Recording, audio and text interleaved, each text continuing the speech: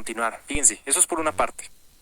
Menciona lo siguiente: en la misma grabación el hombre detalló que decidió ordenar una segunda autopsia al cuerpo de su hija debido a que la oficial, es decir, la autopsia oficial estaba incompleta, por supuesto. Denunció que el documento consta de tan solo 4 páginas y omite información de gran importancia para esclarecer el caso, como estudios con histopatológicos, de toxicología, ADN y los establecidos en el protocolo de investigación de muertes de feminicidios.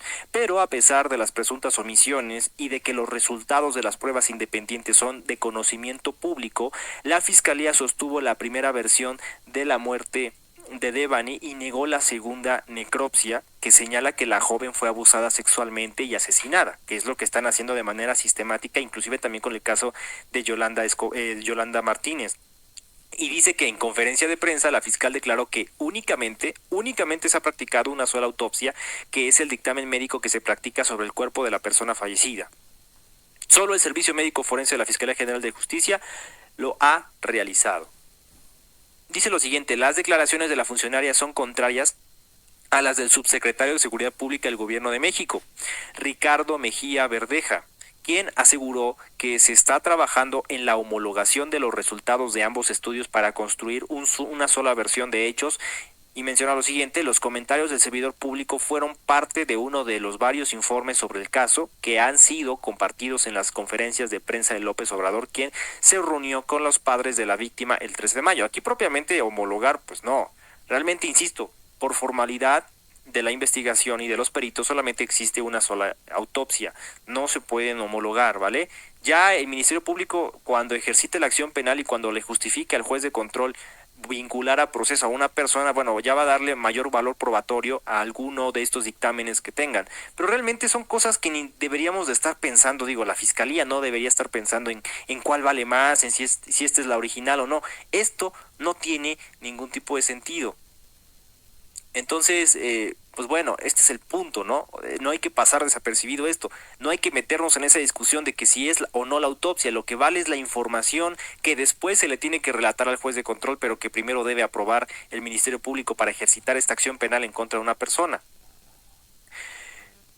Bueno, finalmente, bueno, vamos a ir a otro ámbito. Fíjense, ya estábamos viendo muy claramente unas cosas interesantes, ¿no?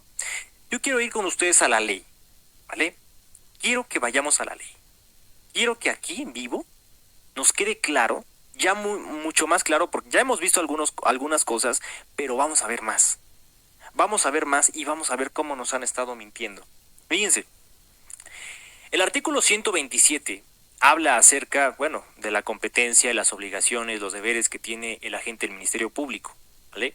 Muy importante tocarlos, muy importante que ustedes, si pueden hacerlo, inclusive hasta memorícenlo, ¿no? Pero si no, simplemente pongan atención y relaciónenlo con lo que está pasando. Ya les di el contexto, ya les dije muchos en vivos atrás todo lo que está pasando con el asunto. Ahora vamos a pensar como debería pensar un abogado al ver este tipo de asuntos, si es que nosotros fuésemos el que llevara todo esto. Artículo 127, competencia del Ministerio Público. Esto que les voy a leer forma parte de los artículos que conforman al Código Nacional de Procedimientos Penales. Este Código Nacional de Procedimientos Penales se va a encargar de regular lo que está pasando para poder generarse el procedimiento y resolver todo este problema relacionado con Devani y también con la propia Yolanda. Esto enmarca también las obligaciones que tiene el Ministerio Público. Están supeditados principalmente a esto, no a otras leyes más allá de la Constitución e inclusive en menor medida, la Ley Orgánica de la Fiscalía General de Nuevo León. Pero en sí, aquí se deben de ceñir y guiar estas personas, ¿vale? Entonces dice lo siguiente: compete al Ministerio Público conducir la investigación. Por eso que les decía, que ellos manipulan y tienen el monopolio de la investigación, porque ahí vemos claramente, ¿no? Ellos conducen la investigación, y cuando uno está en un vehículo, solamente uno puede conducir y tener el timón, el volante. Solo uno. No todos los que van ahí pueden manejarlo, solamente una persona, aunque los demás vayan como acompañantes.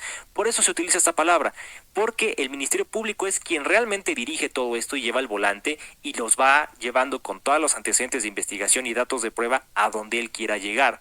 Aunque algunos, como el copiloto, le pueda decir, ¿sabes qué? Te tienes que ir por acá. Finalmente el que decide dar vuelta o no es el Ministerio Público. Así es esto, desafortunadamente así es la ley.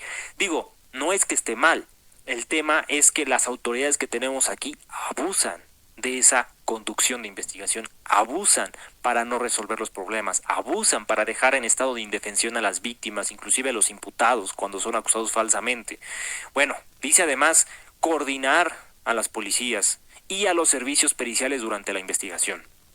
Resolver sobre el ejercicio de la acción penal en la forma establecida por la ley. Eso que les decía de la acción penal, ¿vale? Todavía no llegamos ahí porque, para empezar, ni vamos a llegar si seguimos estancados en el accidente y en el suicidio. En esas dos posiciones no hay ninguna persona que investigar más que a ellas mismas y sus razones para haberlo hecho, tanto accidentarse como suicidarse, por supuesto.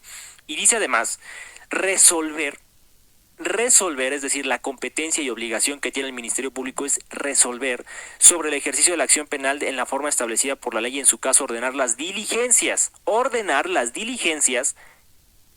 pertinentes y útiles para demostrar o no la existencia del delito y la responsabilidad de quien lo cometió o participó en su comisión. Es decir, yo les pregunto a ustedes, no de manera reciente, el padre de Devani tuvo que ordenar mediante escrito que se catearan, o mejor dicho, se verificaran las habitaciones del motel Nueva Castilla, concretamente la 174.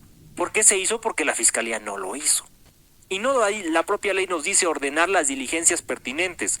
Pregunto yo, si estamos hablando de pertinencia, ¿no era obligado de manera exhaustiva poder verificar esas habitaciones? Bueno, ¿qué dijo la fiscalía? Bueno, es que están muy contaminadas, no podemos entrar.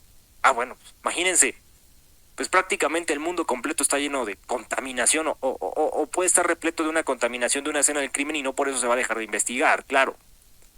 Este es el punto que no hay que dejar atrás. Esa es la fiscalía que nos está mintiendo día a día.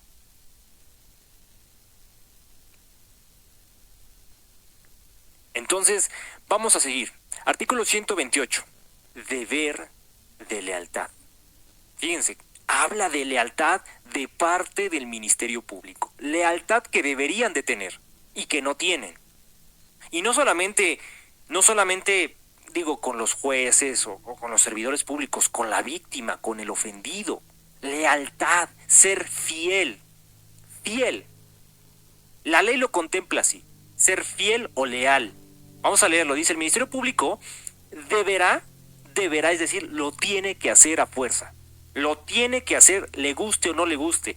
Deberá actuar durante todas las etapas del procedimiento, todas, sin dejar atrás ninguna, ni hacerlo a mitades, de manera negligente. Por eso dice todas las etapas del procedimiento en las que intervenga con absoluto apego a lo previsto en la Constitución. Y entre las cientos de miles de cosas que la Constitución contempla, el artículo 1 de la Constitución regula los derechos humanos. Y los derechos humanos, por supuesto, facultan a la víctima para poder coadyuvar en esta investigación, proponer actos de investigación, incorporar datos de prueba, conocer de parte del Ministerio Público el ofendido o la víctima sus propios derechos. Porque ahorita vamos a ver qué es lo que los ministerios públicos no han hecho. Miren, solamente para recordarles un poco, el padre de Yolanda Martínez, Gerardo Martínez, cuando acudió el 31 de marzo a denunciar el hecho de que su hija había desaparecido, bueno, le salieron con la tontería de que no había sistema, de que no podían levantar la denuncia, que se fuera a su casa y ahí se esperara. 5 días tardó el señor Gerardo para darse cuenta que lo habían timado. Y pasaron 15 días después de que, pudo hacer su denuncia con ayuda de un abogado que la hizo de manera escrita y la presentó y lo ayudó. 15 días después comenzaron a buscar a su hija. ¿Por qué? Porque el gobernador, cuando dijo que no tenía la carpeta, pero días antes se contradice manifestando que de acuerdo a lo que había en la carpeta había violencia por parte de uno de sus tíos y que Yolanda se había salido de su casa, si estamos leyendo todas estas cosas, ¿a dónde vamos a parar con lo que en los hechos la Fiscalía ha realizado? Hay que recordar y hay que estar presentes en lo que no han hecho. para que no se nos olvide y nos vengan a convencer de cosas que sí supuestamente han hecho. Fíjense, el Ministerio Público deberá, insisto, lo tiene que hacer, proporcionar información veraz. ¿Y qué significará veraz? Que esté apegado a la verdad, al espíritu de la verdad, no a lo que ellos crean, no a intereses supeditados de cualquier extraño a una propia fiscalía. Veraz. Deberá proporcionar información veraz sobre los hechos, sobre los hallazgos en la investigación. A ver, yo les pregunto, si está hablando de veracidad sobre los hallazgos en la investigación, que es lo que estamos viendo aquí en el artículo 128, párrafo segundo, no Griselda Núñez nos está saliendo a decir que supuestamente hay que desestimar los peritajes realizados por el padre, porque finalmente son coincidentes, están en la misma tesitura, ¿no? Cuando en la realidad lo que se filtró por parte del país y lo que nos ha corroborado el papá de Devani es que su hija sufrió violencia sexual, y ustedes escuchaban momentos anteriores que decía que no había pasado nada de eso, inclusive también con la propia Yolanda, que ni siquiera tenía lesiones. Amigos míos, no puede ser. No puede ser que esto siga pasando.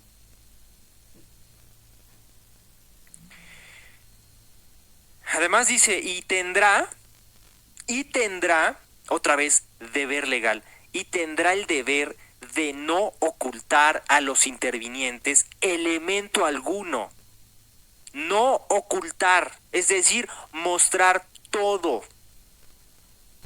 No ocultar a los intervinientes elemento alguno que pudiera resultar favorable para la posición que ellos asumen. Pero ¿cuál es la posición que asume la fiscalía? El suicidio. ¿Y cuál es la posición que asume el ofendido? Que esto no es así, que fue un feminicidio.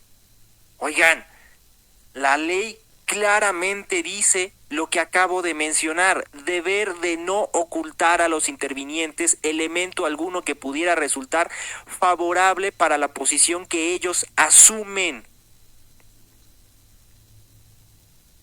Sobre todo, fíjense, sobre todo, cuando resuelva no incorporar alguno de esos elementos al procedimiento. Vamos al artículo 129. Fíjense, muy interesante también. La investigación debe ser objetiva. Pregunto, ¿los fiscales que están llevando la investigación se están conduciendo con el deber de objetividad? Digo, a la luz de lo que ya todos sabemos, Devani no se accidentó. Yolanda no se suicidó. Digo, la fiscal hace un rato nos estábamos escuchando de su voz, que están analizando los botecitos que aparecieron alrededor del cuerpo de Yolanda, cuando ya mencionamos en varios en vivos atrás que dichos botecitos sostenidos por el padre y su perito no tienen nada que ver con el tóxico que se fue inyectado dentro de su cuerpo, además de 7 drogas que se le dio a beber, que ni siquiera tienen relación. ¿Es objetiva la fiscalía? Y digo, no hay que mencionarlo solamente por mencionar, es que amigos míos, es su deber ser objetivos. No se pueden salir de eso que la ley establece, de ser objetivos. Referirse tanto a los elementos de cargo como de descargo. Y conducida, fíjense, conducida además de que sea objetiva, conducida con la debida diligencia, es decir, con el debido cuidado de su actuar. Esto no ha pasado así en ningún momento. En ningún momento. A efecto, fíjense, a efecto de garantizar el respeto de los derechos de las partes y el debido proceso. ¿Quiénes son las partes en este procedimiento penal? entre tantos que hay, bueno, no son tantos, pero en algunos que hay, la víctima, el ofendido. Del otro lado, el propio acusado o imputado y por supuesto su defensor particular. ¿Y esto ha pasado? ¿Hay respeto para con las partes? ¿Hay respeto al debido proceso? Si lo que están haciendo es un acto mañoso, amigos míos, están rompiendo el debido proceso para que cuando lleguen los verdaderos acusados, si es que en algún momento podemos aspirar a esa situación, esta investigación esté totalmente corrompida y ellos, ya en un juicio oral muchísimo tiempo después, puedan tener acceso a la duda razonable. Digo, va a estar en bandeja de plata. Aunque ahorita el papá de Devani está haciendo todo lo posible, el papá de Yolanda están haciendo todo lo posible, realmente la investigación propiamente ya está arruinada. No podemos pasar de esta fase de investigación inicial y ya nos estamos imaginando ahorita cómo va a ser el juicio oral. Va a ser una porquería ese juicio oral, con todas las pruebas ilícitas, ilegales, por supuesto, sin ningún sentido de fondo para esclarecer el hecho. ¿Qué creen que va a hacer un juez de juicio oral cuando lleguen al juicio oral? ¿Qué creen que va a hacer el tribunal cuando vea todo contaminado? ¿Qué dice la ley? En caso de duda, el tribunal deberá absolver a los acusados o al acusado. ¿Qué es lo que va a pasar? De llegar esto como está llegando en su momento, y va a llegar, muchas pruebas no van a pasar en la etapa intermedia de preparación a juicio, y las que lleguen van a ser tontas, inservibles, por ser buena onda, digo, en un sentido, por ser buena onda, me resumo solamente esas dos palabras. Entonces, cuando lleguemos a ese punto, no va a servir. Y digo, finalmente, si los jueces, que no creo que va a pasar así, llegaran a actuar así, absuelvan, pues el pueblo se le va a ir encima a los jueces, como normalmente los fiscales mañosamente también hacen. La gran mayoría de que los jueces resuelven dejar en libertades a las personas es porque los fiscales hacen este tipo de porquerías. ¿Qué digo? Los jueces también tienen cola que los pisen y ya encontraremos el tiempo para hablar de los jueces, se los he dicho muchas veces. Pero por el momento muchos de esos errores que llegan al proceso penal es por culpa de los fiscales y sus porquerías que hacen. No hay otra palabra, no hay otra palabra. Bueno, dice esto.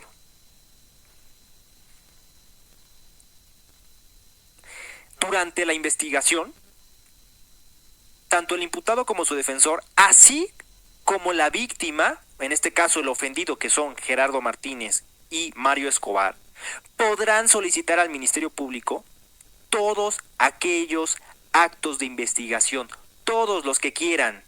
No están supeditados a un número determinado. Todos los que quieran y que crean que sean pertinentes y útiles para esclarecer los hechos.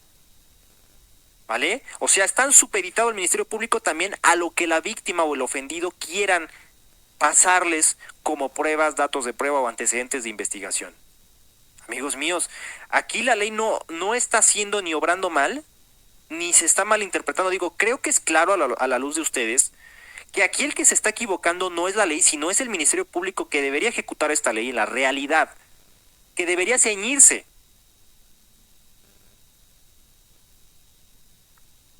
Insisto, el Ministerio Público, a él le podrán solicitar todos aquellos actos de investigación que consideren pertinentes, ahí lo están viendo en su pantalla, que consideren pertinentes y útiles para el esclarecimiento de los hechos. De aquí salió el argumento por el que el señor Don Mario fue y con ayuda del Ministerio Público y sus peritos, por supuesto, catearon o mejor dicho, inspeccionaron y recabaron indicios de las habitaciones hace unos cuantos días, creo que antes de este fin de semana. Lo hablábamos en este canal, por supuesto. Entonces, amigos míos, este fue el argumento por el cual se solicitó y dice: el Ministerio Público dentro del plazo de 3 días resolverá sobre dicha solicitud. ¿Cuál? La de la proposición de realizar esos actos de investigación pertinentes que están aquí. Bueno, para eso tendrá 3 días, para los cuales el Ministerio Público deberá resolver qué va a pasar con ese tema, como lo que pasó con el caso de las habitaciones, que hasta apenas lo hicieron. Pero insisto, esta es una excepcionalidad cuando de verdad tenemos casos inexplicables, dificilísimos, llenos de muchas personas involucradas, no sé, algo así. No para este tipo de casos, que no es porque sea menor, sino en los hechos y en la realidad este caso debería ser resuelto rápido, rápido. Bueno, eso por una parte. Fíjense, vamos al artículo 131 de nuestro Código Nacional. Vamos a continuar dándole al Ministerio Público el día de hoy. Quiero que ustedes se vayan súper capacitados en las obligaciones que le corresponden hacer al Ministerio Público. Fíjense lo que dice. Antes, claro, de leer esto y seguir explicando, bueno, no se olviden de dejar like en este video. Solamente digo eso. Artículo 131. Obligaciones del Ministerio Público. Fracción primera. Vigilar que en toda, no en algunas, no solamente en feminicidios, no solamente en desapariciones, no solamente en robos a comercio, no solamente en robo a transporte público, no solamente a robo de transporte de carga, dice vigilar que en toda y absolutamente toda investigación de los delitos se cumpla estrictamente con los derechos humanos reconocidos en la Constitución y en los tratados internacionales del que el Estado mexicano es parte, por supuesto. Pero esto no pasa así. Tan es así que el señor Mario, mucho tiempo después de que inició la investigación, no tenía ni copia de su propia carpeta de investigación, siendo este un derecho innegable al ofendido. Tiene y tenía que haber tenido sus copias desde un principio. Y no lo tuvo. Al señor Gerardo le tuvieron que haber recabado su denuncia y no se la recabaron. Tuvieron que haber investigado desde el día 1 la desaparición y haberla encontrado, pero lo hicieron después de 15 días. Después también de todo esto, hasta que tuvo su defensor particular en calidad de asesor jurídico. Hasta ese momento lo hizo. Antes no. Antes no lo hicieron. Si no es hasta que sintieron pasos en la azotea por su servidor y todos los demás medios de comunicación que masivamente han, conjuntamente con ustedes y todo el mundo que ha estado interesado en este caso y en los demás que también hemos, o se ha hecho presencia de la presión social, es como se han movido las cosas, porque si no, pónganse a pensar, si la fotografía no se hubiera hecho viral, ¿qué hubiera pasado? ¿Dónde estaría hoy el tema de Devani? ¿Qué hubiera pasado aún peor con el tema de Yolanda? ¿En dónde estaríamos? ¿En dónde estaríamos? Y principalmente, ¿en dónde estarían ellos?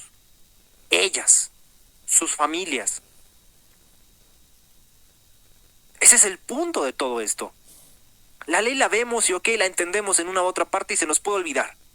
Pero ¿en las víctimas? ¿Y sus familiares? ¿Hasta cuándo? ¿Hasta cuándo van a reaccionar estas autoridades? ¿Qué esperan? ¿Qué necesitan ver de nosotros para con ellos? Para que hagan su trabajo.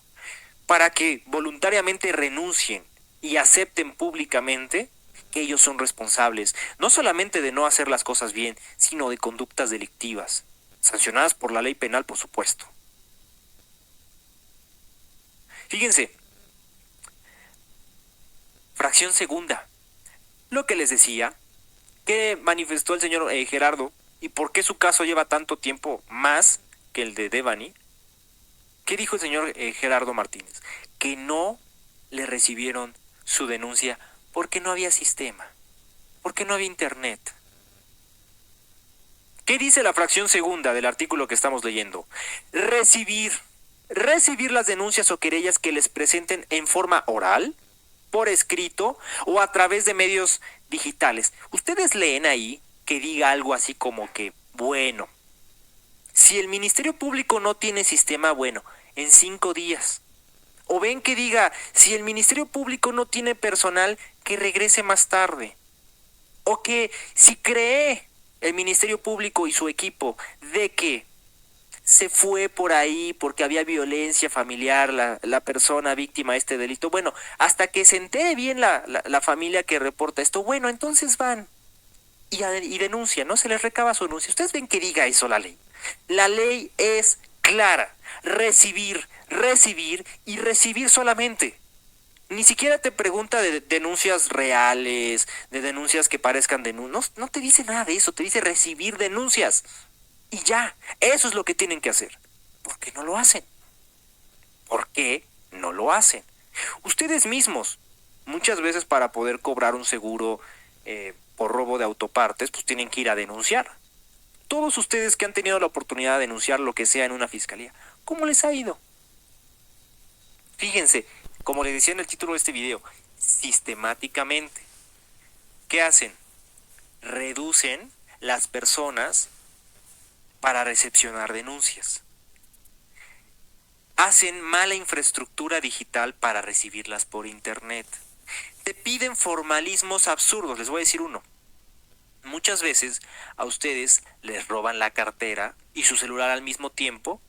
Los ladrones se van, corren, nunca la vuelven a ver, ¿no? Bueno, ustedes van y denuncian. ¿Y saben qué es lo que les piden? Los hijos de, ya se imaginarán qué, su identificación o alguna identificación. Si su licencia de conducir, por decir una, si su INE va dentro de esa cartera, se avientan la puntada de decirles que entonces no pueden presentar la denuncia. Si ustedes no tienen facturas de los electrodomésticos o los celulares que les roban, va a ser difícil que acrediten su propiedad y que investiguen para empezar. Si agarran en flagrancia a estas personas, inclusive que hasta les devuelvan el celular. ¿Se imaginan qué absurdez? Le mando un saludo a Diana Bustamante, muchísimas gracias, Diana Bustamante, gracias por tu apoyo y gracias a todos los que están aquí. Ese es el punto, amigos míos. A esa estupidez, a ese nivel de estupidez, trabajan esas fiscalías. Si te roban la cartera, ¿cómo vas a justificar que tú eres la persona? Bueno, es tu problema como víctima, como ofendido, pues ahí arréglate, ¿no? A mí qué me interesa el que pase o que pase el que sigue, ¿no? El que sigue, venga. Y el que viene le hacen lo mismo. Oiga, ¿sabe qué? Vengo a denunciar esto. ¿Sabe qué? Tiene que venir la persona. No, pero es que no viene porque no podemos. Formulismos jurídicos absurdos que hacen. Burocracia. Eso sistemáticamente está planeado para que ustedes no denuncien. ¿Y qué pasa cuando no denuncian? Baja las estadísticas de incidencia delictiva. ¿Qué hacen los gobernadores en sus informes? Presumen que baja la incidencia delictiva, pero no propiamente porque combatan el crimen organizado o porque haya seguridad en el Estado que prevenga el delito. No, para nada. Sino porque la gente que denuncia es menos, no porque no pasen delitos o existan, sino porque se cansan de denunciar. Amigos míos, gente que no prefiere denunciar un secuestro por esto que les digo. Fíjense, extorsiones. ¿Qué se esperará de un robo? De un robito, de algo simple. En otros países que te lleguen y te asalten y te roben 200 pesos en la cartera, bueno, se sanciona igual que si fueran 100,000, ¿no? De una u otra forma se tiene que investigar, mejor dicho. Se investigaría lo mismo que si fueran 100 pesos a que si fueran 100 millones de dólares. Bueno, aquí no. Y si recuperaran el dinero se clavarían dos tercios de la cantidad final. Eso, finalmente, son sus fiscalías, amigos míos. No es la ley.